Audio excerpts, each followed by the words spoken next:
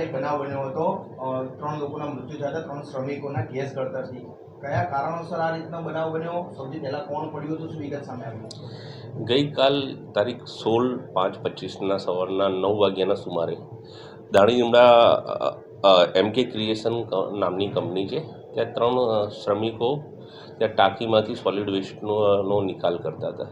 દરમિયાનમાં એક શ્રમિક છે પ્રકાશ પરમાર, તે ડોલથી પાણી કાઢતો હતો, તો એ દુર્ગંધ આવતા કોઈ કારણોસર તે ટાંકીમાં અંદર પડ્યો હતો. ત્યારબાદ તેને બચાવવા અન્ય 2 શ્રમિક એને નીચે ઉતરેલા, પણ ગેસ ગળતરના લીધે એ લોકો બહાર ન આવી શકે.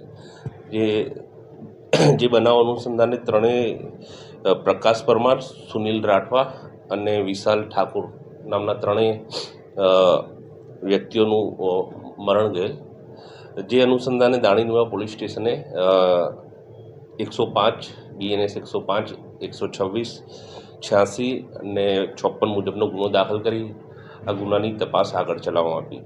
અને આ ગુનાના કામે જે કંપનીના સંચાલક છે નૌશાદ શેખ તથા જે આ સુપરવાઇઝર હતા, જેમને કોન્ટ્રાક્ટ લીધો હતો સફાઈનો, એ જિગ્નેશ પુરબિયાઓને એમની નિષ્કાળજી જણાવતા, બેદરકારી જણાવતા આ બાબતે એમને અટક કરવામાં આવેલ છે. સર, સૌથી પહેલો જે શ્રમિક હતો તે કેવી રીતે પડ્યો હતો, હકીકત શું સામે આવી તપાસ કરવા? સાથે જે પાણી જે ટાંકો હતો કેમિકલ ભરવામાં કયા પ્રકારનું લિક્વિડ કેમિકલ હોવાનું અથવા તો કયા પ્રકારનું વેસ્ટેજ કેમિકલ હોવાનું વાત સામે આવી? એમાં જે જીન્સનું કાપડ ધોવામાં આવે છે, જે પ્રાથમિક તબક્કે જે પાણી હોય છે, એ પાણીની ટાંકી હતી અને સોલિડ વેસ્ટ કહી શકીએ આપણે, એની સફાઈ કરવામાં આવતી હતી.